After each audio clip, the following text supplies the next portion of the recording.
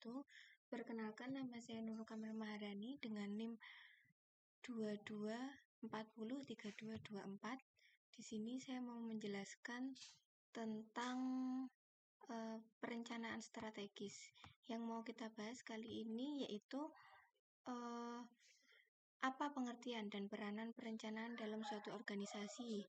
Terus, apa saja sih kerugian dan kelemahan dari sifat strategis dan perencanaan? Terus, bagaimana konsep dan penerapan perencanaan strategis dapat membantu organisasi menghadapi perubahan lingkungan dan mencapai tujuan? Masuk ke materi yang pertama, yaitu pengertian dan peranan perencanaan dalam suatu organisasi.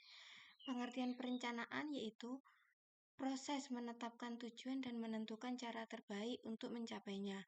Menurut Giorgio Arteri, perencanaan adalah memilih dan menghubungkan fakta serta menggunakan asumsi-asumsi mengenai masa depan dalam merumuskan dan mengusulkan kegiatan-kegiatan yang dianggap perlu untuk mencapai hasil yang diinginkan.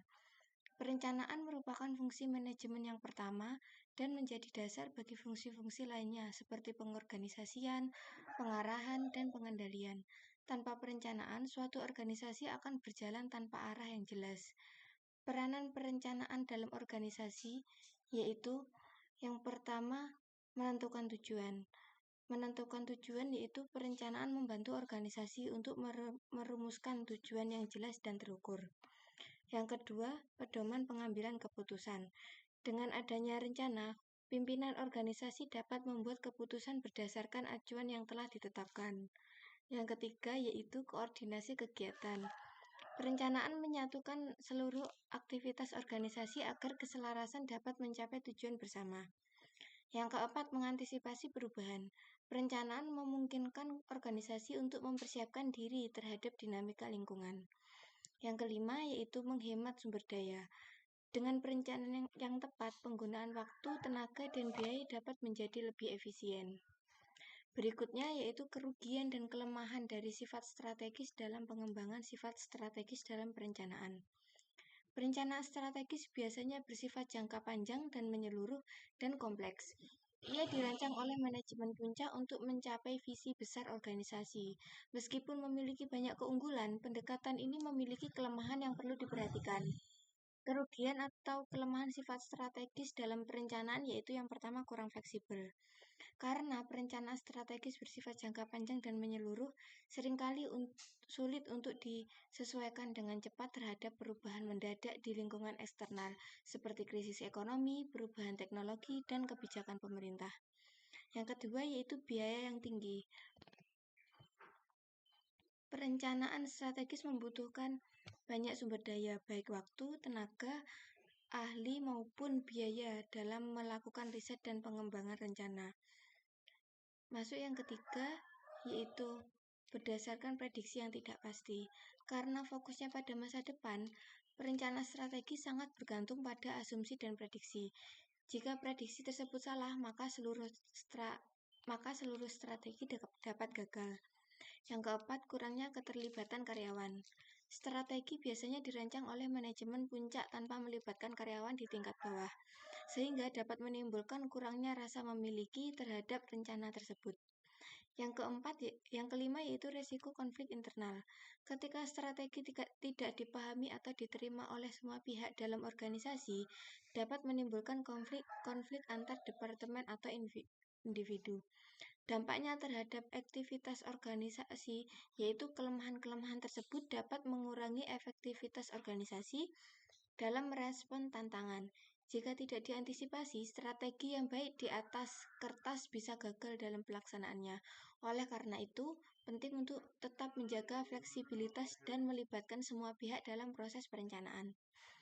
Berikutnya masuk materi konsep dan penerapan perencanaan strategis dalam organisasi.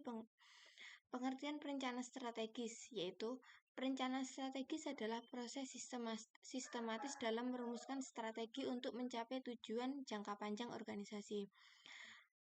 Menurut David, perencanaan strategis adalah seni dan ilmu merumuskan, mengimplementasikan, dan mengevaluasi keputusan lintas fungsi yang memungkinkan organisasi mencapai tujuannya. Konsep dasar perencanaan strategis yaitu yang pertama analisis lingkungan internal dan eksternal, menggunakan tools seperti SWOT, strategis, weakness, opportunity, dan threats untuk memahami posisi organisasi. Berikutnya, penentuan visi dan misi, menyusun arah jangka panjang dan nilai-nilai yang dipegang oleh organisasi. Ketiga, penetapan tujuan strategis, yaitu menetapkan tujuan spesifik yang ingin dicapai oleh periode tertentu. Yang keempat, formulasi strategi, yaitu menentukan pendekatan dan kebijakan untuk mencapai tujuan. Yang kelima, mengimplementasi strategi, yaitu mewujudkan strategi melalui struktur organisasi, budaya, dan kebijakan operasional. Yang keenam, yaitu evaluasi dan pengendalian. Menilai kemajuan dan menyesuaikan strategi bila diperlukan. Contoh penerapan strategi dalam menghadapi perubahan. Dalam dunia yang terus berubah, perencanaan strategi membantu organisasi untuk tetap adaptif dan kompetitif. Beberapa manfaat penerapan perencanaan strategis yaitu antisipasi terhadap perubahan. Organisasi lebih siap menghadapi disrupsi teknologi, persaingan, dan perubahan pasar. Yang kedua, peningkatan daya saing. Strategi yang dirancang dengan baik dapat meningkatkan keunggulan kompetitif organisasi. Yang ketiga, efisiensi operasional. Proses kerja menjadi lebih terarah dan efisien. Yang keempat, peningkatan partisipasi dan koordinasi. Jika proses perencanaan melibatkan berbagai pihak, akan tercipta sinergi yang kuat dalam organisasi. Jadi, kesimpulannya, perencanaan merupakan fungsi dasar dalam manajemen yang sangat penting untuk mengarahkan jalannya organisasi. Melalui perencanaan, organisasi dapat menetapkan tujuan, merumuskan langkah-langkah pencapaian, serta mengatur sumber daya secara efektif dan efisien. Sifat strategis dalam perencanaan memiliki keunggulan dalam memberikan arah jangka panjang dan menyeluruh bagi organisasi. Namun, terdapat pula beberapa kelemahan seperti kurangnya fleksibilitas, ketergantungan pada prediksi yang belum tentu akurat, serta potensial terjadinya konflik internal jika perencanaan tidak disusun sesuai inklusif dan adaptif. Perencanaan strategis memiliki alat penting bagi organisasi dalam menghadapi dinamika lingkungan yang berubah cepat. Dengan pendekatan yang sistematis dan terarah, organisasi dapat meningkatkan daya saing, mengantisipasi perubahan, serta mencapai tujuan jangka panjang secara lebih terstruktur dan terukur. Secara keseluruhan, keberhasilan perencanaan strategis tidak hanya bergantung pada kualitas rencana itu sendiri, tetapi juga pada kemampuan organisasi untuk mengimplementasikannya secara konsisten dan responsif terhadap perubahan lingkungan. Sekian, wassalamualaikum warahmatullahi wabarakatuh.